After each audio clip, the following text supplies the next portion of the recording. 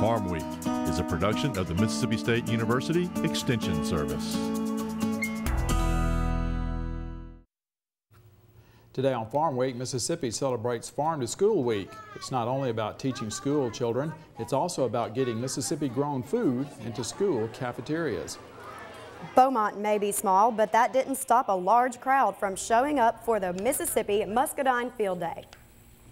See how colorful foliage and containers can brighten your landscape. In the markets, the USDA released its latest crop report and supply-demand report on Thursday. The market bottom is in now for feeder cattle. In the feature segment, we continue our celebration of Farm Week's 35th anniversary. We go back 8 years for today's feature. Lee Washington takes used cotton picker parts and turns them into sculpture. But it was just a stick man. Before I started sculpturing, I had no idea. I didn't think I had any artistic anything in me, you know. So the only thing I can say is just try it. Just see what you can do, and you'll be surprised, you know. Divine, you know, there's a divine movement somewhere that causes you to do things, and evidently that's what happened to me.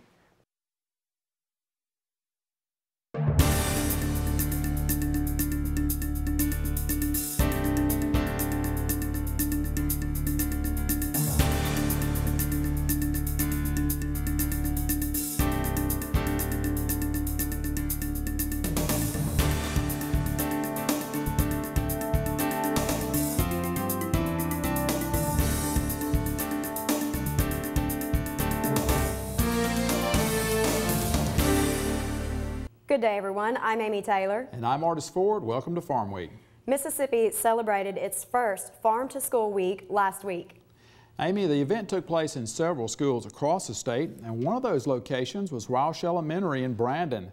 Farm to School Week, however, is more than simply a time for school children to learn about where food comes from. It encourages Mississippi school systems to buy food grown in the state. It also teaches Mississippi farmers the procedures of how to sell and deliver food to schools. It could mean millions to the state's economy. How about this? First graders at Rouse Elementary in Brandon welcomed special guests for Farm to School Week. Vegetable producer Alan Eubanks was one of 4 growers talking about what they know best, farming. Later at lunch, the youngsters ate some of the great tomatoes and cucumbers grown on Eubanks' Lucedale, Mississippi operation. I think it'd be good for everybody, you know, the farmer and the community and the school system too. If they're buying from the farmer, it's going to be a lot fresher, you know, if they buy it right here at their back door. So you can get a good quality product and help out the farmer at the same time. Farm to School Week was proclaimed the first week of October by the 2012 Mississippi Legislature. It's part of National Farm to School Month. One of its goals is educational. There was a special emphasis at Roush on learning where food comes from, in addition to the visits by Mississippi farmers. And you plant a yellow corn seed, and a green corn plant will grow out of the ground. And that green corn plant will make an ear of corn. There were 4 different farmers that met with classes about the produce and the chicken and the vegetables that they actually produce. And I think it was wonderful for the students to have that opportunity here in Rankin County. The second goal of Farm to School is to create opportunities for school systems to buy food grown by Mississippi farmers. The Mississippi Food Policy Council estimates that if 25 cents per school lunch were spent on Mississippi-grown food, it could mean another $17 million a year to the state's farmers and the state's economy, not to mention fresher food for Mississippi school children. A lot of these children think corn only comes from a can. We want them to appreciate what their farmers do for them, and it's important to get our farmers' product into the school system. If we buy from other sources and leave our farmers out of the equation, they're shut down from a very good market. Mississippi's Commissioner of Agriculture and Commerce, Cindy Hyde-Smith, and Governor Phil Bryant shared lunch with the Roush Elementary students. Commissioner Hyde-Smith says her department can help farmers know what it takes to be a food supplier to Mississippi schools. We have the programs, we have the materials now, and we encourage the farmers, approach your local school. Let them know what you can provide, because the quantity that you can provide and the quality that you can provide is what is the most important thing, because they have to meet the needs of the number of children that they feed every day. Grants are available to help school districts buy local.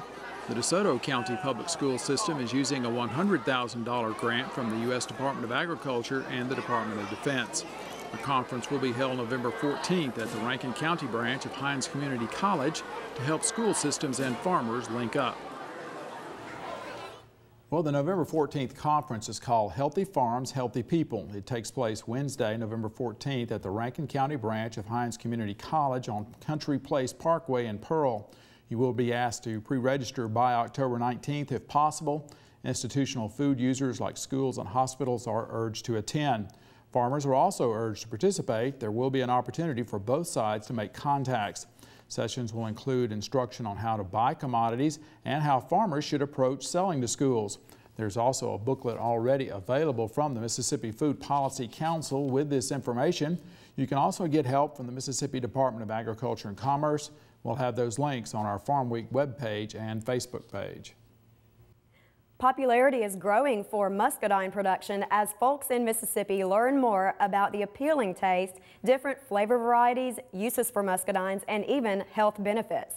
At the Muscadine Field Day this summer, Mississippi State University Extension Service specialists educated visitors about planting, maintaining, and harvesting muscadines, which are often referred to as America's first grapes. Many who try the muscadine are attracted to the delicious flavor of this fruit, which grows well in Mississippi's warm, humid climate. Interest in the muscadine is growing as it's being used in jellies, jams, preserves, juices, wines, syrups, dessert toppings, and even pies. At the Muscadine Field Day, held at the MSU Research and Extension Center in Beaumont, visitors learned how to keep a healthy vineyard. MSU Extension Service Assistant Professor Dr. Eric Staffney discusses an aspect commonly overlooked in muscadine production. Some of the things they don't understand is what a role soil pH plays in the matter, the role of different varieties and how they utilize nutrients, moisture, environment, soil types. Those are all complex things that go into fertilization. So I was trying to take them step by step through that process, even before planting all the way to a mature vine. Most importantly, Dr. Staffney says before planting, it's essential to have soil tested by the MSU Extension Service. Additionally, horticulturist Dr. Wayne Porter talks about preventing insects from invading your vineyard. They're initially attracted by fruit that have started to rot. So you need to try to manage your water or maybe spray a fungicide near harvest time to keep fruit from rotting and attracting the bees and wasps. Once they do come in, they will start feeding on any fruit that is already mature because they like that sweet taste of the muscadine just like people do. Dr. Porter says insecticides can be sprayed, but consult with an MSU Extension Service agent before applying. In addition to receiving management advice, visitors at the field day learned about the health benefits of muscadines. The fruit is high in dietary fiber, contains essential minerals, and is high in carbohydrates and low in fat. Additionally, varieties are available to fit any taste preference, like sweet, sour, tart, spicy, and even seedless. From Beaumont, Mississippi, I'm Amy Taylor reporting. Flowers are not the only way to add color to a garden. In this week's Southern Gardening segment, Extension horticulturist Dr. Gary Bachman shows us some colorful large containers with beautiful foliage color.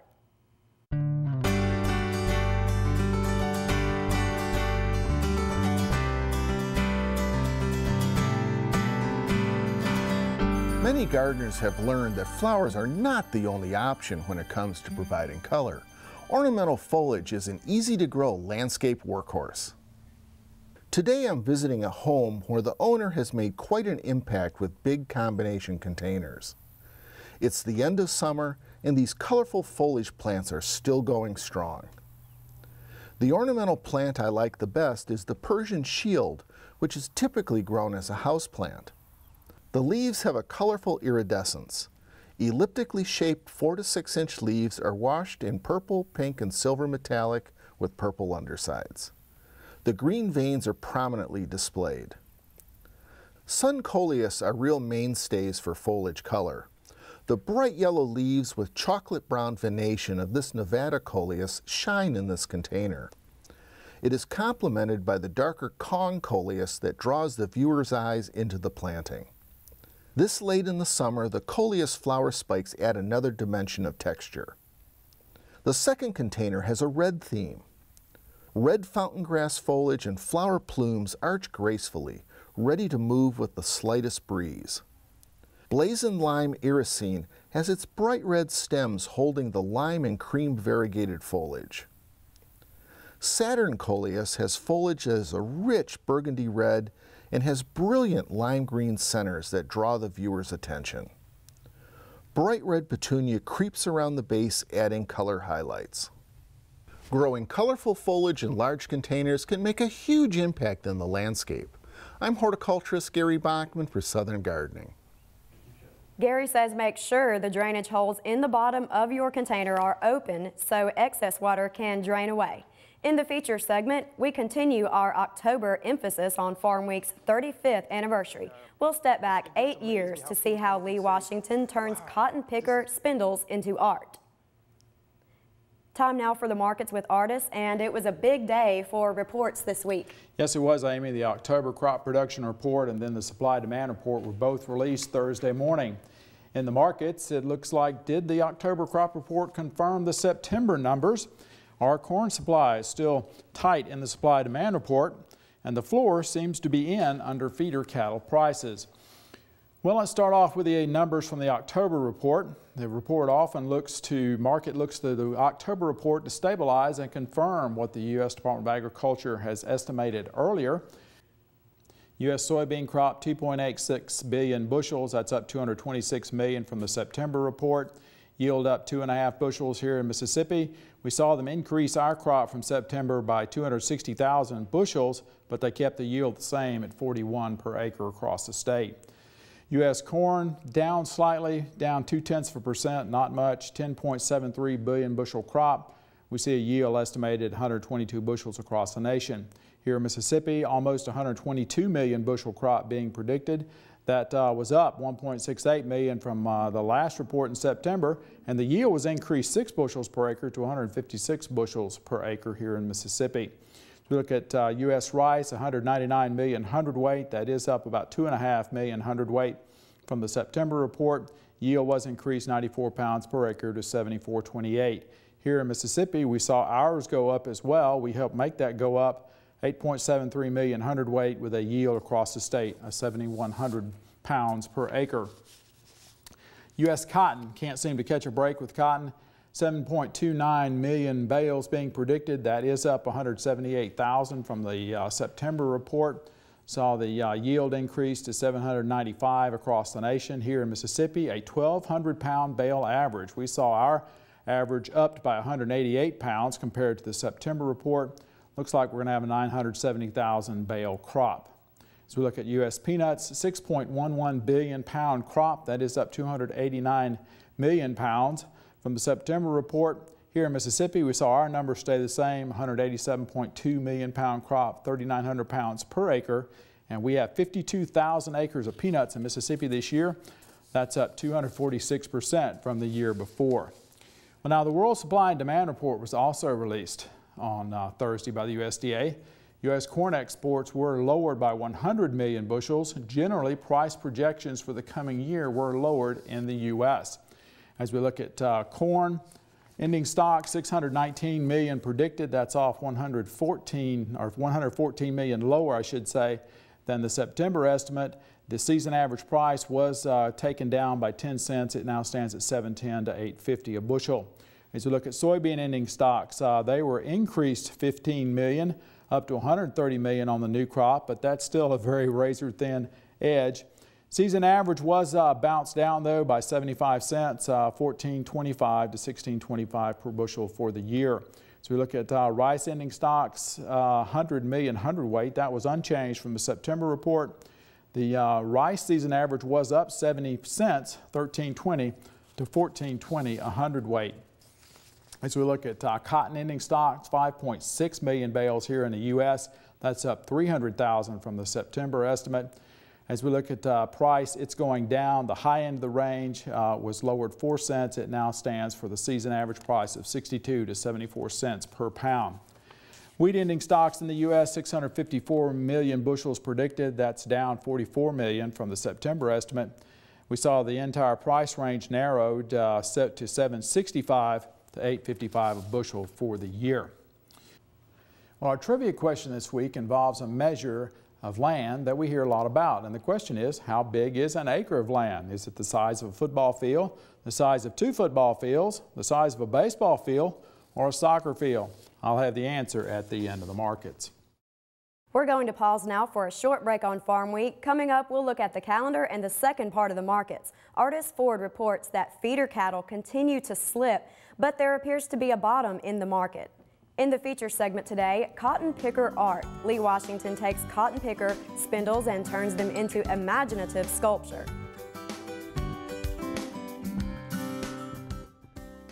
MSUcares.com is a popular website offering coordinated access to Mississippi State University's research and extension system. Now we have a Spanish language version of MSUcares.com where you'll find newsletters, brochures, and publications.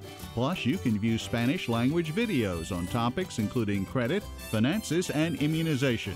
Visit MSUcares.com today and click on the En Español link for useful Spanish language information. Before we get back to the markets, let's look at the Farm Week calendar. The Mississippi Longleaf Pine Field Day is Tuesday, October 30th. The location is the Technology Center at Jones County Junior College in Ellisville. The program begins at 9 a.m. The registration fee is $5 and that includes lunch. Find out about the growth rates and the wildlife benefits of producing longleaf pines. The 2012 Southwest Mississippi Grazing School takes place Friday, November 9th. The location is Sage Farms on Gloucester Road near Meadville. Seating is limited to 80 people, so you need to register by the deadline of November 2nd. Sage Farms is an excellent example of a small cattle operation making the most of its acreage. Winter grazing, clover selection, animal nutrition, and stockpiling warm season grasses are on the agenda. We'll have a link to directions on our Farm Week calendar and Facebook page. Go to our Farm Week website at farmweek.msucares.com for information on these and other events. Now let's check out this week's Farm Week snapshot.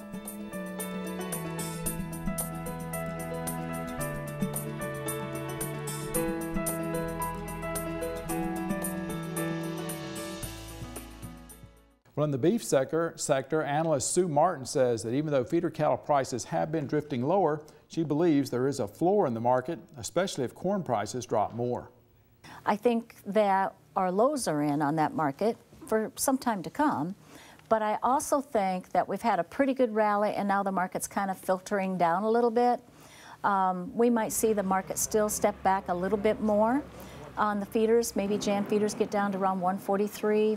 You know, something like that, maybe 142. But I don't know as if they get much more than that. Lightweight feeders, 400-pounders, seem to be in good demand, and the reason being for that is because there's so much silage out there. Martin says another positive factor for those 400-pound feeders is that there aren't many in the pipeline behind them. Well, the answer to the trivia quiz will wrap up the markets for this week. How big is an acre of land? Well, the answer is it's about the size of a football field without the end zones. The football field is a little bigger. It's about 10% larger than an acre. Last week marked Farm Week's 35th anniversary. This month and during the rest of the year, we'll be looking back at stories from past years. Our feature story today is one of those. It's about a Rolling Fork, Mississippi school teacher who teaches vocational skills to students. Lee Washington knows how to handle a cutting torch and a welder. In his spare time, he turns his skills toward creating art. This story first aired in April 8 years ago. It was produced by Brian Utley. This is a spindle, which comes from a mechanical cotton picker. This is what it looked like when I pick it up from the tractor places. What it does, it rotates. There's a gear that rotates it, and the spindle spins. And as it spins, the cotton gets caught up in it. And that's how the cotton is extracted from the boll. And this is what it takes to get started and to make one of my little sculptures. I had some extra ones lying around on the table, and I was trying to see what to do with them. And I started shaping and forming and put them in different positions. And I saw a man appear. I always make my left hand first, my left arm first. I don't know if it has something to do with me being in the Army or what. At that point, I started heating, cutting, and welding. And it looked like a man, but it was just a stick man. And I started, well, I'll do another one, and I did another one, and now I've done quite a few.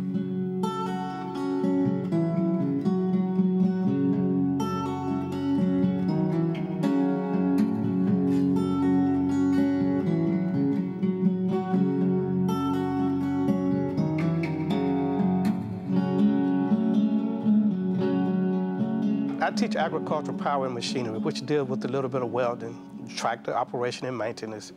And I try to convey to my students that you can take farm equipment, old farm equipment that's been discarded, and make something valuable out of it. And I didn't consider it art, it was just something I called myself doing. At this point, I would lay the man on the table, and then I would weld it together, cover.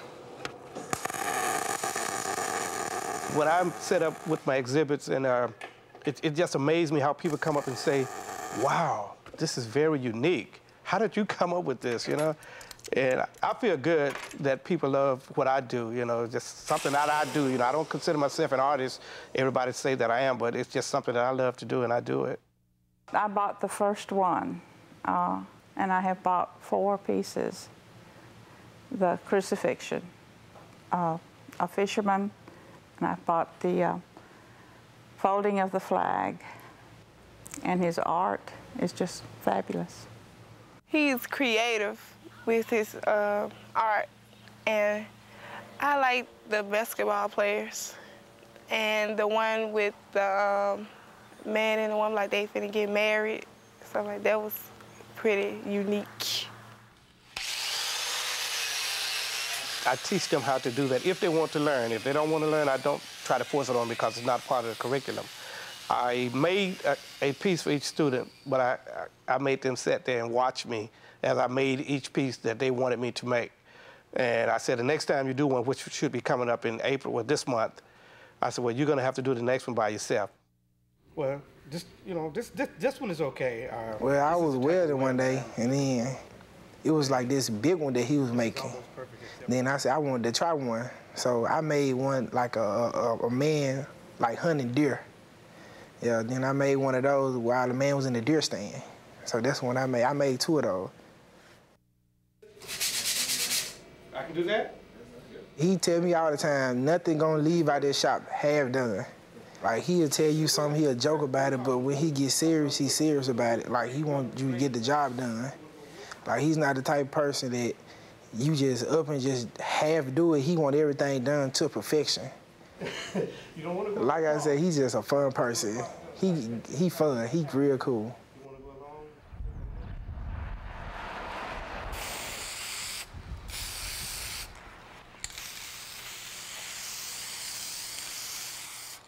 That's the finishing product once I put the paint on it. The clear lacquer, that's it. I name every piece that I make. At first I didn't name it, I didn't write anything on them, you know, when I first started. And to one lady said, you're supposed to write on the back of this thing, you know, she wouldn't accept it until I wrote on it. And that's, you know, and when I started thinking about artists, when you look at artwork that has been painted, you know, there's always had someone's name on it. So I got in gear, got it straight. There's 10 sculptures on here. Of course, there's one walking down the center with the money tray, and people are putting money in there. And then there's some sitting, and you can see how they're looking up at the preacher. And I decided I would have the preacher standing up with his arm outstretched, preaching. I took a dollar bill, and had cut it up into small pieces, so it looked like that everyone who's there are giving money to the preacher. I just make things because I don't know what someone's going to ask for. I make things that I like, of course, but I just try to find a different variety of things that people want.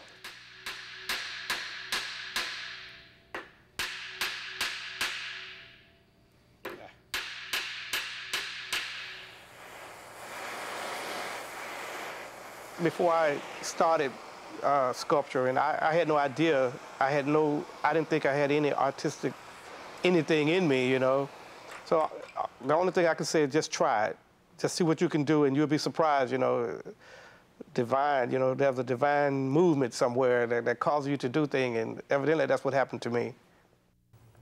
If you are interested in more information on Lee Washington, you can watch the story again on our website, Facebook page, or YouTube page. We'll also have contact information for Lee as well. Our website is farmweek.msucares.com. Of course, Amy, that story was from 8 years ago. He's now into yard art. He does commissions, bottle trees. He has a studio that you can visit by appointment, so give him a call on that. And he's a member of the Craftsman's Guild of Mississippi as well. And Brian Utley did the music that you heard in that story, so that was a good piece. Well, we are at the end of Farm Week for this week. On our next show, it's a highlight edition of Farm Week. You'll be introduced to the new Outstanding Tree Farmer of the Year in Mississippi. His name will be revealed this week.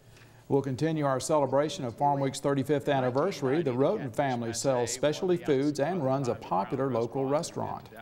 In Southern Gardening, there are many kinds of squash and pumpkins available for fall decorating. For the rest of the Farm Week crew, I'm Artis Ford. And I'm Amy Taylor. Thank you for watching, and we'll see you again next week.